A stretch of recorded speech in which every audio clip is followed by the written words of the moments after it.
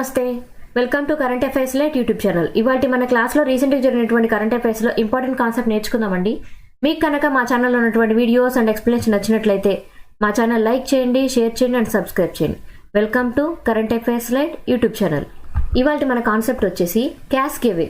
So ఇది ఒక genie therapy అనమాట. దీని గురించినటువంటి ఇన్ఫర్మేషన్ అనేది మన యొక్క వీడియోలో తెలుసుకుందాం. అండ్ క్యాస్కేవే అనేది ఒక జన్యు మార్పిడి చేసేటువంటి ఒక థెరపీ లాగా అనమాట, ఒక చికిత్స అనమాట. అండ్ ఇది ఎందుకు న్యూస్లో వచ్చిందంటే, రీసెంట్గా ఒక నెల క్రితము మన యూకేకి చెందినటువంటి డ్రగ్ రెగ్యులేటర్ వాళ్ళు ఈ క్యాస్కేవే పద్ధతి ఏదైతే ఉందో ఆ జీనీ పద్ధతిని ఆమోదించారనమాట. ఎందుకోసం ఆమోదించారంటే, ఈ యొక్క క్యాస్కేవే జీనీ థెరపీ ఏదైతే ఉందో అది సికిల్ సెల్ ఎనీమియాకి అండ్ బీటా తలసేమియా వ్యాధికి చికిత్సగా వాడడానికి ఈ యొక్క క్యాస్కేవే పద్ధతిని ఆమోదించడం జరిగింది. యుఎస్కి చెందినటువంటి FDA, సో అక్కడ ఉన్నటువంటి డ్రగ్ కంట్రోలర్ అనమాట, వాళ్ళు కూడా ఈ రెండు రకాలైనటువంటి జన్యు మార్పిడి థెరపీస్ని ఆమోదించారు. వాళ్ళు ఆమోదించింది ఏంటంటే క్యాస్కేవే ఒకటి, లెఫ్జీనియా ఒకటి అనమాట. ఇవి కూడా ఏంటంటే ఈ తలసీమియాకి అండ్ సికిల్ సెల్ అనీమియాకి ఈ రెండు వ్యాధులకి సంబంధించినటువంటి జన్యు మార్పిడి చికిత్స కోసం ఉపయోగించేటువంటి రెండు థెరపీస్ అనమాట, రెండు రకాలైనటువంటి చికిత్సలు. అవి కూడా ఈ యొక్క థెరపీని ఎవరికి ఇస్తున్నారంటే 12 సంవత్సరాల కంటే వయసుకు పైబడినటువంటి వ్యక్తులకి ఈ యొక్క థెరపీ అనేది ఇవ్వడం జరుగుతుంది. సో అసలు ఈ క్యాస్కేవే జీనీ థెరపీ అంటే తెలుసుకుందాం.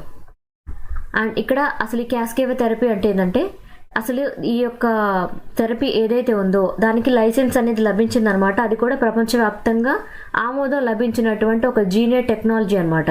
సో ఇక్కడ ఏంటంటే, జన్యు మార్పిడి వ్యవస్థకి ఏదైతే టెక్నాలజీ అవసరమో, అంటే అక్కడ ఉన్నటువంటి ఒక వ్యక్తిలో ఉన్నటువంటి జన్యువులు ఏవైతే ఉంటాయో వాటిలో కావాల్సినటువంటి జన్యువుని ఉంచి అవసరం లేనటువంటి వ్యాధికారకానికి గురయ్యేటువంటి జన్యువులు ఏవైతే ఉంటాయో వాటిని తొలగించడానికి వాడేదే ఈ జీనీ ఎడిటింగ్ అనమాట. సో ఈ జీనీ ఎడిటింగ్లో వాళ్ళు వాడేటువంటి పద్ధతి ఏంటంటే CRISPR-Cas9. సో CRISPR-Cas9 టెక్నాలజీ ద్వారా ఈ యొక్క క్యాస్కేవే పద్ధతి చికిత్స ఏదైతే ఉందో దాన్ని నిర్వహిస్తూ ఉంటారనమాట. అండ్ ఇదేంటంటే ఒక్కసారి మాత్రమే నిర్వహించేటువంటి థెరపీ అనమాట. అండ్ ఇందులో ఏ విధంగా చేస్తూ ఉంటారంటే, ఏదైతే అనారోగ్యానికి కారణమైనటువంటి జన్యువులు ఉంటాయో, ఎటువంటివంటే రకరకాలైనటువంటి రక్త సంబంధమైనటువంటి జబ్బులకు కారణమైనటువంటి జన్యువులు ఏవైతే ఉంటాయో అవి ఒక మనిషి ప్రాణాలకు కూడా ఇబ్బందులు కలిగిస్తూ ఉంటాయి. అలాంటి వాటిని క్యూర్ చేయడం కోసమే ఈ క్యాస్కేవే థెరపీలో ఈ CRISPR-Cas9ని యూజ్ చేసి, ఈ టెక్నాలజీని యూజ్ చేసి ఆ యొక్క జన్యువు ఏదైతే ఇబ్బంది పెడుతుందో ఆ జన్యువును మాత్రం వాళ్ళ యొక్క DNA నుంచి తొలగించడం జరుగుతుంది.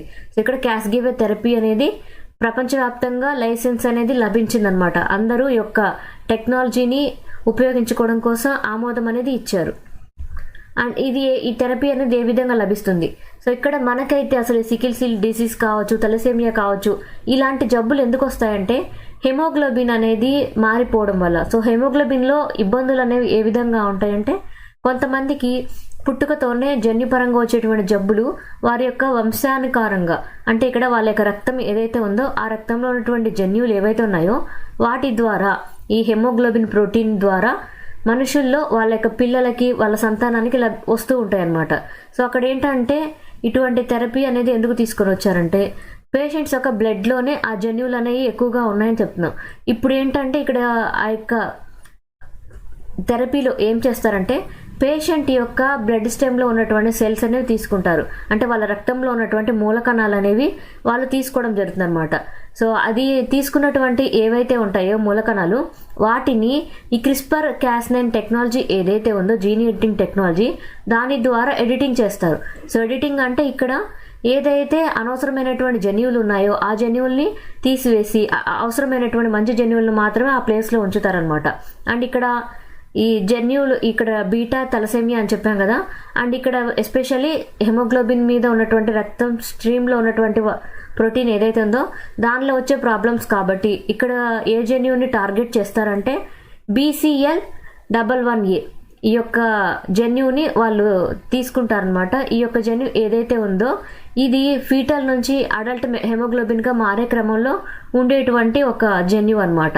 అండ్ ఏ విధంగా అంటే, పిండంగా ఉన్న సిచ్యువేషన్ నుంచి వాళ్ళు ఎదిగే క్రమంలో రక్తంలో ఉన్నటువంటి హెమోగ్లోబిన్ యొక్క నమోదు, అంటే వాటి యొక్క ఎంత ఉంది, ఆ జీన్ ఎడిటింగ్కి ఏ విధంగా ఉపయోగపడుతుంది, హెమోగ్లోబిన్ లెవెల్స్ ఏ విధంగా ఉన్నాయి అనేటువంటి అన్ని అంశాలు కూడా ఈ BCL11A అనేటువంటి జన్యువుతోటి ముడిపడి ఉంటాయి అన్నమాట. అండ్ ఈ యొక్క థెరపీ ఏదైతే ఉందో ఇది ఏం చేస్తుందంటే మన బాడీ యొక్క మెకానిజంని యూజ్ చేసుకుంటుంది. అది కూడా ఏంటి, పిండ దశలోనే హెమోగ్లోబిన్ అనేది సరిగ్గా ఏర్పడే విధంగా ఈ యొక్క థెరపీ అనేది ఇస్తారనమాట.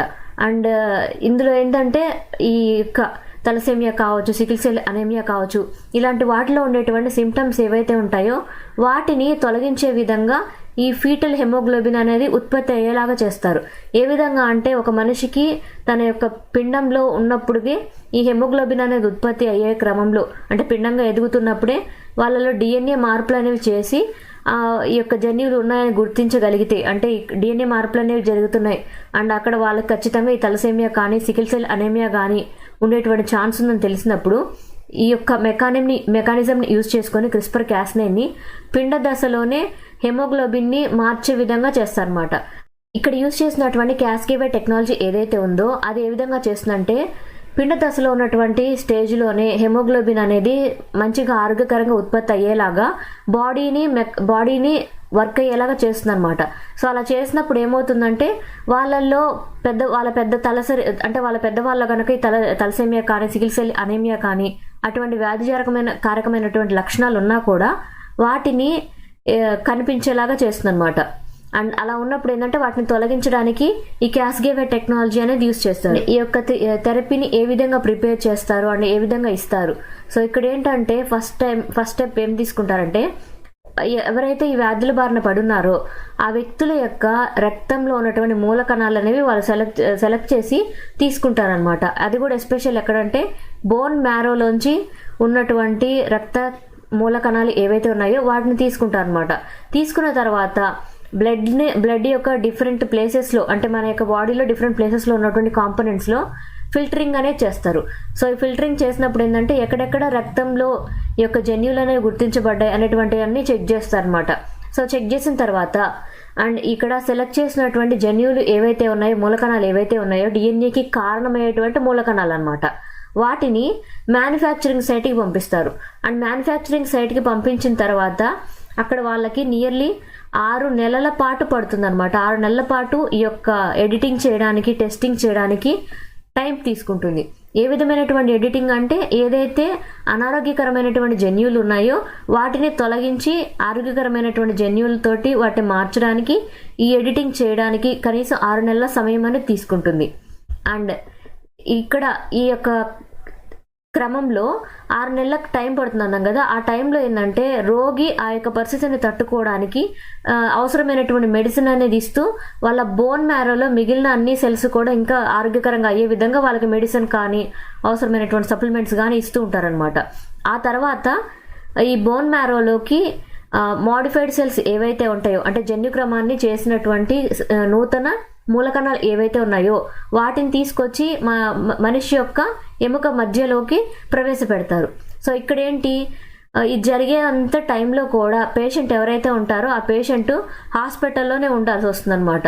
అండ్ ఈ యొక్క జరిగిన క్రమంలో కూడా సెల్స్ ఏవైతే ఉన్నాయో వాటిని బోన్ మ్యారోలో ఉంచుతారు. అండ్ ఇక్కడ రెడ్ బ్లడ్ సెల్స్ ఏవైతే ఉన్నాయో నెక్స్ట్ ట్రాన్స్ప్లాంటేషన్ చేసిన తర్వాత, అంటే ఉన్నటువంటి రక్త కణాల్లోంచి జీన్ ఎడిటింగ్ చేసి మళ్ళీ జీన్ ఎడిటింగ్ చేసినటువంటి మోడిఫైడ్ మూలకణాలు ఏవైతే ఉన్నాయో వాటిని పెడతారు. సో పెట్టిన తర్వాత ఉన్నటువంటిది ఏవైతే ఉన్నాయో రెడ్ బ్లడ్ సెల్స్ అవి నార్మల్ హెమోగ్లోబిన్గా మారుతాయి అన్నమాట. సో నార్మల్ హెమోగ్లోబిన్గా మారినప్పుడు వాళ్ళు ఆరోగ్యకరంగా మారుతారనమాట. బట్ ఇక్కడ ఈ యొక్క ప్రాసెస్ అంతా చేసేటప్పుడు కొన్ని రకాలైనటువంటి ప్రాబ్లమ్స్ కూడా ఉన్నాయి. ఇక్కడ స్టెమ్ సెల్స్ ట్రాన్స్ప్లాంటేషన్ అనేది చేస్తూ ఉన్నాం. అండ్ ఇటువంటి ప్రాసెస్ ఏదైతే ఉందో వాటి వల్ల ఏంటంటే కొంతమందికి వాంతులు అవ్వడం, కళ్ళు తిరుగుతున్నట్టు ఉండడం, అండ్ మందకొండిగా ఉండటం, అండ్ ఫీవర్ రావడం, కొన్ని రకాలైనటువంటి ఇన్ఫెక్షన్స్కి వ్యాధులకి గురయ్యేటువంటి ఛాన్స్ ఉందన్నమాట. అందువల్లే కొన్ని సైడ్ ఎఫెక్ట్స్ అనేవి ఈ ప్రాసెస్ మొత్తంలో పేషెంట్కి అటాక్ అయ్యే విధంగా ఛాన్సెస్ ఉన్నాయి. అండ్ ఇక్కడ ఛాలెంజెస్ ఏ విధంగా ఉన్నాయి. సో ఇంత ట్రీట్మెంట్ ఇస్తున్నాము, తలసేమియా లాంటి పెద్ద పెద్ద జబ్బులకి ఈ యొక్క ట్రీట్మెంట్ అనేది ఉంది అని ఒకటి తెలుసు, కానీ దానికి కొన్ని ఇబ్బందులు ఉన్నాయి. ఏ విధంగా అంటే హై కాస్ట్ ఆఫ్ ట్రీట్మెంట్. ఇక్కడ ఎవరైతే ఈ తలసేమియా బారిన పడుతూ ఉన్నారో వాళ్ళు ఆఫ్రికా, ఏషియా అండ్ కొన్ని రకాలైనటువంటి చిన్న చిన్న పేద దేశాల వ్యక్తులు ఎక్కువగా ఇటువంటి వ్యాధి బారిన పడుతున్నారు అనమాట. బట్ దీనికి అయ్యేటువంటి ట్రీట్మెంట్కి కాస్ట్ ఎంత అవుతుందంటే నియర్లీ $2 మిలియన్ అమౌంట్ అనేది ఖర్చు అవుతుంది.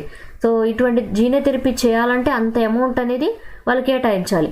కానీ ప్రతి ఒక్కరికి అటువంటి ఆదాయ మార్గం అనేది ఉండదు కాబట్టి వాళ్ళ అనారోగ్యంతో బాధపడుతూ ఉంటారనమాట. అండ్ ఇక్కడ ఏంటంటే లోకల్గా మ్యానుఫ్యాక్చరింగ్ ఫెసిలిటీస్ అనేవి లేవు. సో ఎక్కడైతే ఈ యొక్క పర్సన్ నుంచి అంటే వ్యాధిగ్రస్తుడైనటువంటి వ్యక్తి నుంచి ఆ యొక్క ప్రోటీన్ని తీసుకుంటారో రెడ్ బ్లడ్ సెల్స్ యొక్క మూలకణాలని తీసుకొని వాటిని హార్వెస్టింగ్ చేసి జాగ్రత్తగా జీన్ ఎడిటింగ్ చేయడానికి అవసరమైనటువంటి ల్యాబ్ ఫెసిలిటీస్ అనేవి అన్ని చోట్ల ఉండవన్నమాట. అటువంటి ప్రాబ్లమ్స్ ఉన్నాయి. సో అప్పుడు ఆ యొక్క సిచ్యువేషన్ని హ్యాండిల్ చేయాలంటే ఆ మూలకణాలని ఎక్కడైతే ఎడిటింగ్ చేయగలుగుతారో ఆ ప్రదేశానికి పంపించాల్సి ఉంటుంది. అండ్ ఇక్కడ ఏంటంటే ఇప్పుడు వరకు ఉన్నటువంటి పరిస్థితుల్లో ఈ క్రిస్పర్ క్యాస్9 కన్నా కూడా ఎక్కువ మంది ఇప్పుడు వరకు చేయించుకుంటుంది ఏంటంటే మ్యారో ట్రాన్స్ప్లాంట్ అనమాట. బట్ మ్యారో ట్రాన్స్ప్లాంట్ చేయాలంటే చాలా వరకు ఎదురవుతున్నటువంటి సమస్య ఏంటంటే డోనర్ రిజెక్షన్ అనేది జరుగుతుంది. ఎందుకంటే డోనర్ రిజెక్షన్ ఎందుకు జరుగుతుందంటే దీనికి ఏదైతే మనకి బోన్ మ్యారోలో ఉన్నటువంటి మూలకణాలు అవసరమో ఆ మూలకణాలు అనేవి బయట వ్యక్తుల నుంచి తీసుకునేటువంటి ఛాన్స్ లేదనమాట. ప్రాబ్లమ్స్ అక్కర్ అవుతాయని ఖచ్చితంగా వాళ్ళ రక్త సంబంధికుల దగ్గర నుంచి తీసుకుంటారు. కానీ ఎప్పుడన్నా ఎమర్జెన్సీ సిచ్యువేషన్ ఉన్నప్పుడు బయట వ్యక్తుల నుంచి తీసుకోవాల్సి వస్తే దాన్ని అందరూ ఆమోదించరు అనమాట. అందువల్ల డోనర్ రిజెక్షన్ అనేది ఈ యొక్క హెల్త్కి ఇంపార్టెన్స్ ఇచ్చేటువంటి తలసేమియా కానీ సికిల్ సెల్ అనేమియా కానీ ఇటువంటి జబ్బుల విషయాల్లో ఎక్కువగా మనం చూస్తూ ఉంటాం. అసలు సికిల్ సెల్ డిసీజ్ అంటే ఏంది? సో సికిల్ సెల్ అనీమియా అంటాం, సికిల్ సెల్ డిసీజ్ అంటాం. ఇది ఒక జెనెటిక్ డిజార్డర్ అనమాట.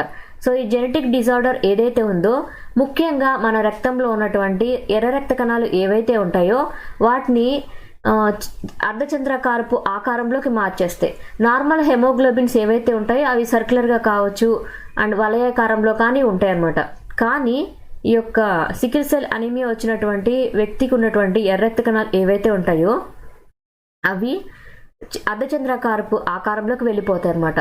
సో అలా ఉన్నప్పుడు ఏంటి, అవి మన యొక్క రక్తనాళాల్లో ప్రవహించేటప్పుడు అవి రక్త ప్రవాహానికి అడ్డుపడుతూ ఉంటాయి అన్నమాట. ఎప్పుడైతే మనిషి యొక్క శరీరంలో రక్త కణాల్లో నార్మల్గా జరగాల్సినటువంటి రక్తం యొక్క ఫ్లో జరగదో అప్పుడు ఎక్కడికక్కడ బ్లాకేజెస్ ఏర్పడతాయి. సో గుండెలో కావచ్చు ఇంకెక్కడైనా పార్ట్స్లో కనుక రక్తం బ్లాక్ అవుతుంది అంటే ఆ మనిషికి క్యాన్సర్ వచ్చేటువంటి ప్రమాదం ఉంటుంది, హార్ట్ అటాక్స్ వచ్చేటువంటి ప్రమాదం అనేది ఉంటుంది. అండ్ ఈ సికిల్ సెల్ అనీమియాలో ఈ యొక్క అబ్నార్మల్ బిహేవియర్ అనేది ఉండటం వల్ల ఎస్పెషల్లీ రెడ్ బ్లడ్ సెల్స్కి ఉండటం వల్ల మనిషి ప్రాణాలకి చాలా ప్రమాదం అనేది వస్తుందన్నమాట. ఎఫెక్ట్స్ ఏ విధంగా ఉంటాయి?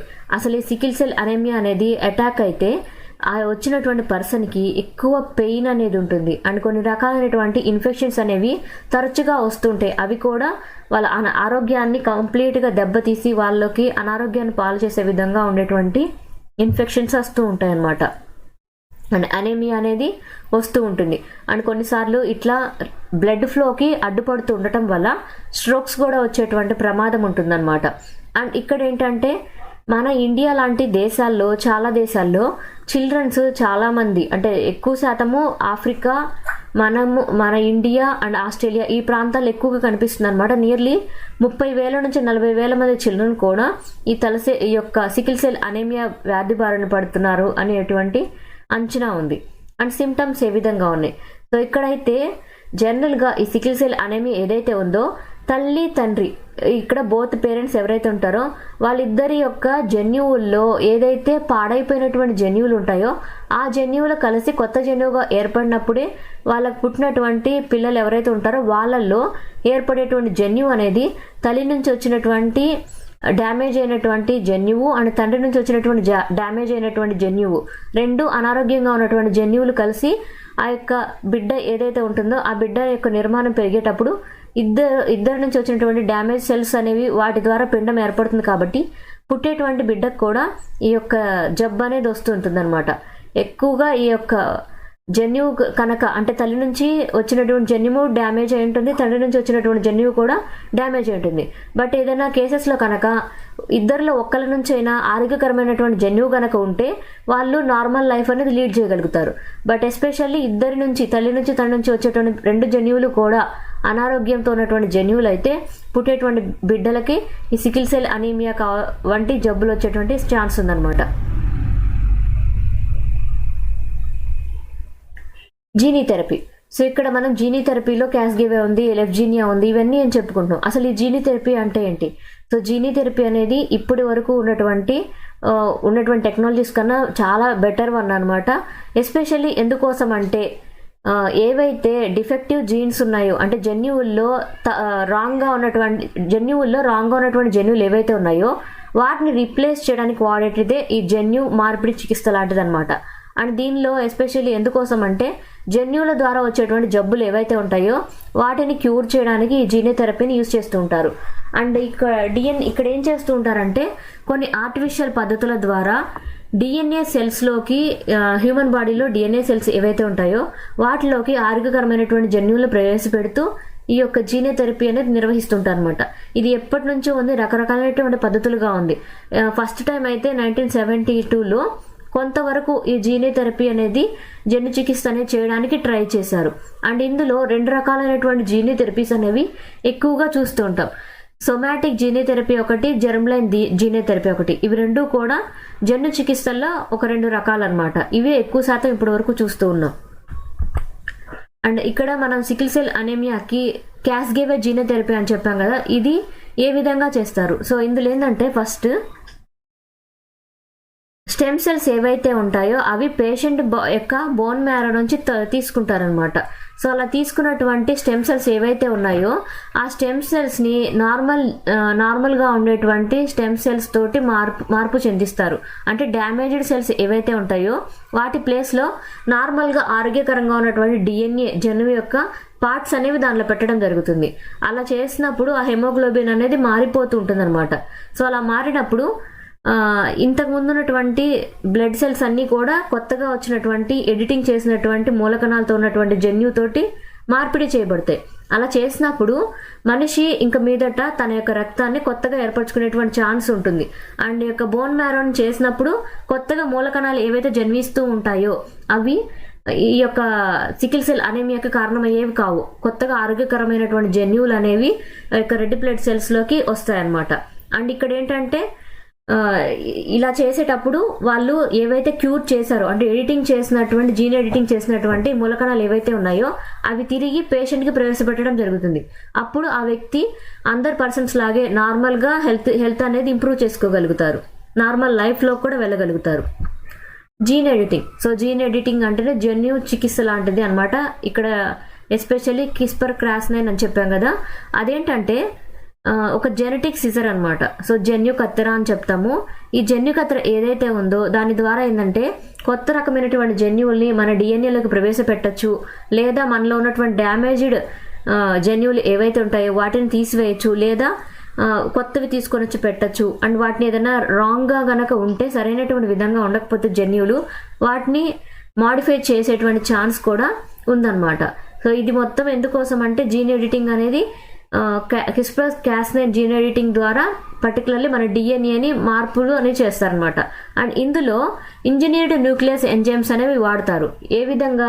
కొన్ని రకాల ఎంజైమ్స్ అనమాట. ఇంజనీర్డ్ న్యూక్లియస్ అని ఎందుకన్నామంటే ఇవి పర్టికులర్గా ఏవైతే వ్యాధికారకమైనటువంటి జన్యువులు ఉంటాయో వాటి మీద మాత్రమే పనిచేసే విధంగా అవసరమైనటువంటి ఎంజైముల్ని ఈ డిఎన్ఏ సీక్వెన్సింగ్ కోసం ఎంచుకుంటారు.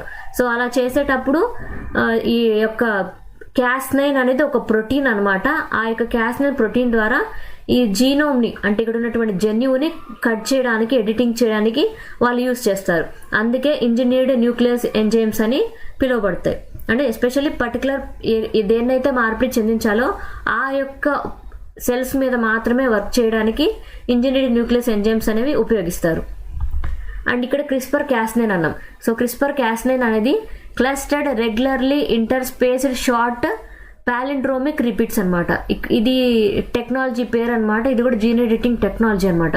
అండ్ ఇక్కడ Cas9 అనేది ఏదైతే ఉందో అది CRISPRకి చెందినటువంటి ప్రోటీన్ 9కి నేమింగ్ అనమాట. సో CRISPR-Cas9కి Cas9 లేదంటే ప్రోటీన్ అనమాట. 9వ నెంబర్ ఉండేటువంటి ప్రోటీన్ అనేది ఇందులో ఉంటుంది. అండ్ ఇదేం చేస్తుందంటే డిఎన్ఏని ఎక్కడైతే కట్ చేయాలో అక్కడ వరకు కట్ చేసి ఆరోగ్యకరమైన జన్యువుని పెట్టడానికి ట్రై చేస్తుంటుంది. అండ్ ఇక్కడ CRISPR టెక్నాలజీని యూజ్ చేసుకొని టార్గెటింగ్ పార్ట్ ఏదైతే ఉందో అక్కడ ఆర్ఎన్ఏ మాలిక్యూల్లో ఒక గైడ్ లాగా వ్యవహరించి పర్టికులర్ ప్రాంతంలో పేరింగ్ చేయాలా లేదా, అంటే అక్కడ ఉన్నటువంటి జన్యువుని తీసివేసి ఇంకో కొత్త జన్యువుతోటి, ఆరోగ్యకరమైన జన్యువుతోటి బైండ్ చేసే విధంగా ఈ యొక్క ఉన్నటువంటి క్రిస్పర్ టెక్నాలజీ ద్వారా చేస్తారనమాట. అండ్ ఇక్కడ క్రిస్పర్ క్యాస్9 సిస్టమ్ ఏదైతే ఉందో అది ఎస్పెషల్ ఎక్కడ ఇటువంటి టెక్నాలజీని అబ్జర్వేషన్ చేశారంటే, బ్యాక్టీరియాలు వాటి మీదకి వచ్చేటువంటి ఇన్వేషన్స్ ఏవైతే ఉంటాయో వాటిని తట్టుకోవడానికి ఇటువంటి క్రిస్పర్ క్యాస్9 టెక్నాలజీలో ఏ విధంగా అయితే జన్యువులు మార్చుకుంటూ మాడిఫై చేసుకుంటుందో అటువంటి అబ్జర్వేషన్ చేశారనమాట. సో అలా చేసినప్పుడే సైంటిస్టులకి అనుకున్నారు ఏ విధంగా బ్యాక్టీరియా ఏదైతే వాటి మీదకి వచ్చినటువంటి జన్యువులు, కొత్త రకమైనటువంటి ఇన్వేషన్స్ కావచ్చు ఏవైతే వస్తున్నాయో వాటిని తట్టుకోవడానికి వాటి జన్యువులను మార్పులు చేసుకుంటున్నాయి, జన్యువుల్ని మార్చుకుంటున్నాయి అండ్ కొత్త జన్యువులు తీసుకొచ్చుకుంటున్నాయి వ్యాధిని తట్టుకోవడానికి. అలాంటి సిచ్యువేషన్లో మనిషిలో కూడా అండ్ ఈ యొక్క డిఎన్ఏలో ఉన్నటువంటి జన్యువుల్ని మార్పు పొందించాలంటే జీన్ ఎడిటింగ్ అనేది చేయాలి. దానికోసం క్యాస్9 అనేటువంటి ప్రోటీన్ అనేది జీన్ ఎడిటింగ్ కోసం ఉపయోగపడుతుంది అనేటువంటి విషయాలను అబ్జర్వేషన్ చేశారనమాట. ఇప్పటి వరకు ఉన్నటువంటి జీన్ టెక్నాలజీస్ అన్నిట్లో కూడా ఈ యొక్క క్రిస్పర్ క్యాస్9 అనేది చాలా ఎక్కువగా వాడుతున్నటువంటిది. ఈ మధ్య కాలంలో తక్కువ కాస్ట్ తోటి ఎఫిషియెంట్గా జన్యు చికిత్స అనేది చేయడానికి వాడేటువంటి ఒక టెక్నాలజీ అనమాట. తలసేమియా. సో ఇక్కడ తలసేమియా అనే వ్యాధి అనేది ఏదైతే చెప్తున్నామో అది ఎక్కువ శాతం వాళ్ళ యొక్క పేరెంట్స్కి గనక ఉంటే అటువంటి లక్షణాలు అనేవి వాళ్ళ ద్వారా వాళ్ళ పిల్లలకు వస్తుంటుంది అనమాట. ఇది ఒక రక్త సంబంధం ఉన్నటువంటి ఒక వ్యాధి. అండ్ ఇక్కడ ఏంటంటే హెమోగ్లోబిన్ ప్రోటీన్ ఏదైతే ఉందో అది రక్తం అనేది ఎక్కువగా రిలీజ్ అవ్వదు అనమాట. అంటే మనిషి యొక్క శరీరంలో ఈ హెమోగ్లోబిన్ ప్రోటీన్ అనేది ఎక్కువగా ఉండదు. సో హెమోగ్లోబిన్ ప్రోటీన్ ఎక్కువగా ఉండనప్పుడు ఏమవుతుందంటే, చాలా తక్కువగా ఉన్నప్పుడు వాళ్ళకు కొన్ని రకాలైనటువంటి సిమ్టమ్స్ ఉంటాయి. ఏ విధంగా? ఎక్కువ శాతం మందకొండిగా ఉండటం, వాంతులు అవుతూ ఉండడం, అండ్ వాళ్ళకి ఊపిరి తీసుకోలేనటువంటి సిచ్యువేషన్ రావడం, అండ్ హార్ట్ బీట్ అనేది చాలా తక్కువగా ఉంటుంది అనమాట, ఇర్రెగ్యులర్గా ఉంటుంది. ఉంటే ఒక్కొక్కసారి హైగా ఉంటుంది లేదా తక్కువగా ఉండటం అనేది, హార్ట్ బీట్ అనేది ఎక్కువగా మనం అబ్జర్వ్ చేస్తుంటాం. అండ్ ఈ యొక్క తలసేమియా వ్యాధిలోనే ఎక్కువ మంది దాని నుంచి తప్పించుకోవాలంటే వాళ్ళు చేయాల్సినటువంటి చికిత్స ఇప్పుడు వరకు ఉన్నదైతే వాళ్ళ యొక్క రక్తం అనేది మార్పిడి చేస్తూ ఉన్నప్పుడే వాళ్ళు జీవించగలుగుతారు. ఎప్పుడైతే రక్త మార్పిడి చేస్తూ ఉంటారో అండ్ దానికి తగ్గటువంటి మెడిసిన్ అనేది వాళ్ళు ఎప్పుడు తీసుకుంటూ ఉండాలి. అలా తీసుకోవడం వల్ల ఏమవుతుందంటే, మనిషి యొక్క శరీరంలోకి రక్త మార్పిడి ఎక్కువ సార్లు చేస్తూ ఉన్నప్పుడు మనిషి శరీరంలోకి అవసరం లేకుండానే ఎక్కువ శాతం ఐరన్ అనేది చేరిపోతుంటుంది అనమాట. అప్పుడు మనం ఏం చేయాలంటే ఈ కెలేషన్ అనేటువంటి పద్ధతిని పాటించాల్సి వస్తుంది. సో కెలేషన్ అంటే ఏం లేదు, ఒక మెడిసిన్ లాగా అనమాట. ఇది ఎందుకోసం అంటే, మన శరీరంలో ఉన్నటువంటి ఐరన్ కావచ్చు, ఇంకా రకమైనటువంటి మెడిసిన్స్ కానీ వాటి యొక్క ప్రభావం కానీ మనిషి శరీరం మీద ఉన్నప్పుడు మనిషి శరీరంలో ఎక్కువగా మెటల్స్ అనేవి చేరుతూ ఉంటాయి. ఐరన్, కాపర్ ఇలాంటి మెటల్స్ కనుక ఎక్కువగా మన శరీరంలో చేరితే అవి కూడా మనకి అనారోగ్యానికి కారణాలు అవుతాయి అనమాట. అలాంటివి అవ్వకుండా ఉండాలంటే కెలేనియన్, సో ఈ కెలేనియన్ థెరపీ ద్వారా ఏం చేస్తారంటే మెడిసిన్ యూస్ చేసి మన బాడీలో ఉన్నటువంటి టాక్సిన్స్ని అండ్ దాంతోపాటు ఉన్నటువంటి లోహాలు ఏవైతే ఉన్నాయో వాటిని తొలగించడానికి ట్రై చేస్తారనమాట. ఒక రకంగా మన బాడీలో ఉన్నటువంటి టాక్సిన్స్ ఏవైతే ఉన్నాయో అండ్ ఎస్పెషల్లీ భారలోహకాలు ఏవైతే ఉంటాయో వాటన్నిటిని రిమూవ్ చేయడమే కెలేషన్. సో కెలేషన్ పద్ధతిని యూస్ చేస్తుంటారు. అండ్ మన ఇండియా లాంటి దేశంలో నియర్లీ 1 నుంచి 1.5 లక్షల తెలసేమియా వ్యాధిగ్రస్తులు చిల్డ్రన్స్లో ఉన్నట్లుగా అబ్జర్వేషన్ అనేది తెలిసిందనమాట.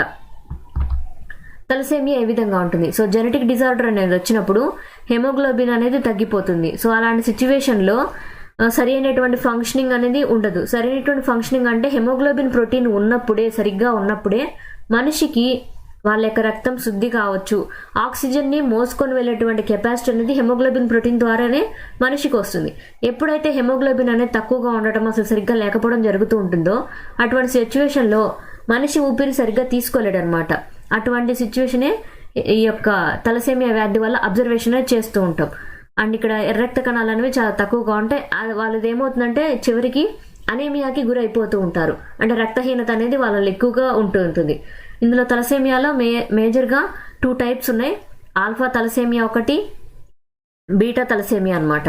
సో ఇప్పుడైతే ఇక్కడ ఉన్నటువంటి దాంట్లో బీటా తలసేమియా మీద ఈ యొక్క క్యాస్కేవే టెక్నాలజీని వాడాలని ట్రై చేస్తున్నారు. అండ్ ఇక్కడ బీటా తలసేమియాలు ఏ విధంగా అంటే, జెనెటిక్ డిజార్డర్ వచ్చినటువంటి ఏదైతే ఉందో దానిలో బీటా గ్లోబిన్ అంటాం. సో బీటా గ్లోబిన్ అనేది హెమోగ్లోబిన్ లాగా ఒక ప్రోటీన్ అనమాట, దానిలో క్యారీ చేస్తూ ఉంటుంది. ఆ బీటా గ్లోబిన్ ప్రోటీన్లో ఆక్సిజన్ ఏదైతే ఉంటుందో అవి సరిగ్గా ట్రాన్స్పోర్టేషన్ చేయలేవన్నమాట. జనరల్గా మనకి రక్తంలో ఉన్నటువంటి హెమోగ్లోబిన్ రక్త కణాలు ఎక్కువగా ఉన్నప్పుడు మాత్రమే, సరిగ్గా ఉన్నప్పుడే మనకి ఆక్సిజన్ని మన శరీరం అంతటా ట్రాన్స్పోర్ట్ చేయడానికి సహాయం లభిస్తుంది. కానీ ఎప్పుడైతే ఈ బీటా తలసేమియా వ్యాధిని పడతారో అట్లాంటి సిచ్యువేషన్లో ఆక్సిజన్ అనేది సరిగ్గా రవాణా అవ్వదు శరీరంలో. అప్పుడు వాళ్ళకి సరిగ్గా ఊపిరి ఆడకపోవడం, కళ్ళు తిరిగినట్లుగా ఉండడం, వాంతులు అవ్వడం, ఇటువంటివన్నీ అబ్జర్వ్ చేస్తూ ఉంటాం అనమాట. అండ్ ఇది ఎక్కువగా ఈ తలసేమియా, బీటా తలసేమియా ఏదైతే ఉందో అది ఎక్కువగా మధ్యతరాలు తీర ప్రాంతంలో, ఆఫ్రికన్ కంట్రీస్లో అండ్ ఏషియన్ పాపులేషన్స్లో, సౌత్ ఈస్ట్లో ఇటువంటి ప్రదేశాల్లో ఈ తలసేమియా అనేది ఎక్కువగా చూస్తూ ఉంటాం. ఆల్ఫా తలసేమియా, బీటా తలసేమియా అని చెప్పాం కదా, 2 టైప్స్ తలసేమియాలో. అది ఎందుకంటే ఆల్ఫా తలసేమియాకేమో క్రోమోజోమ్ 16 అనేది వాడబడుతుంది. బీటా తలసేమియాకి ఏంటంటే క్రోమోజోమ్ 11 అనమాట. సో ఇక్కడ ఉన్నటువంటి క్రోమోజోమ్ 11 ఏదైతే ఉందో అది వాడబడుతుంది. సో క్రోమోజోమ్ 11 కాబట్టి ఇక్కడ BCL 11A అనేది ఉపయోగించారు. సో ఈ యొక్క జన్యువుకి కారణం ఏంటంటే క్రోమోజోమ్ 11 అనమాట. 11th పొజిషన్లో ఉన్నటువంటి క్రోమోజోమ్ ఏదైతే ఉందో దానివల్ల ఈ బీటా తలసేమియా అనేది మనం అబ్జర్వేషన్ చేస్తుంటాం. అండ్ ఇక్కడ జన్యువుల్లో కూడా చూడండి HBB జన్యువు, HBB జీన్ అనేది బీటా తలసేమియా కారణమవుతుంది. అదే ఆల్ఫా తలసేమియాలో అయితే 16వ జన్యువు ఏదైతే ఉందో క్రోమోజోమ్లో 16వ జన్యువు ఏదైతే ఉందో అది ఆల్ఫా తలసేమియాకి కారణమవుతుంది. అండ్ దీనికి అవసరమైనటువంటి జన్యు కారకాలు ఏవైతే ఉన్నాయో HbA2 జీనే ఒకటి, HbA1 జీనే ఒకటి, ఇవి రెండు కూడా తలసేమియాకి, ఆల్ఫా తలసేమియాకి కారణమైనటువంటి జన్యువులు అనమాట. Thanks for watching my video. మీకు కనుక నా వీడియో ఎక్స్ప్లెనేషన్ నచ్చినట్లయితే నా వీడియోస్ లైక్ చేయండి, షేర్ చేయండి అండ్ సబ్స్క్రైబ్ చేయండి. అండ్ ఇక్కడ యూకేకి చెందినటువంటి డ్రగ్ రెగ్యులేటర్ వాళ్ళు ఈ క్యాస్గేవే టెక్నాలజీని ఇక మీదట వాళ్ళ దేశంలో ఉన్నటువంటి తలసేమియా, సికిల్ సెల్ అనీమియా వ్యాధిగ్రస్తులు ఎవరైతే ఉంటారో వాళ్ళకి ట్రీట్మెంట్ చేయడానికి ఉపయోగించబోతున్నారు. అండ్ మీకు కనుక నా కాన్సెప్ట్ అండ్ ఎక్స్ప్లెనేషన్ నచ్చినట్లయితే నా వీడియోస్ లైక్ చేయండి, షేర్ చేయండి అండ్ సబ్స్క్రైబ్ చేయండి. Thank you for watching. Thank you.